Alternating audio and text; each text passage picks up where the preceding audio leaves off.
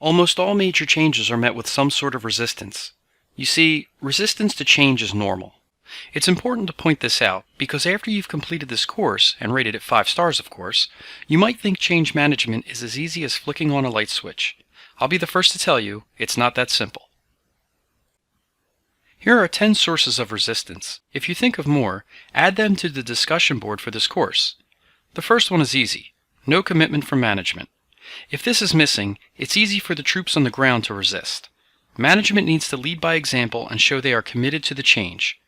Change managers need to be aware of people saying yes but meaning no.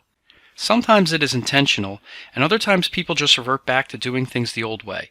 Both of these are detrimental to the positive change you are trying to introduce. When others on the fence see resistance, it's usually enough to get them to resist too. Managers acting without authority will almost always meet resistance. Executives need to clearly state who is in charge of process changes and back them up. They cannot expect project managers to just get it done. And speaking of support, it needs to be seen early and often to help everyone understand that the change is happening for real this time. Once things get going, they need to keep going. Losing momentum will lead to new resistance. Once management commits to a change, they need to stay committed so this and future changes are respected and turn out successful. Making and keeping the change urgent will certainly help. Management can accomplish this by communicating often and including everyone. If someone's role is going to change, you need to talk to them to reduce anxiety and build excitement for their new role. Don't just thrust them into it, or you will certainly meet resistance.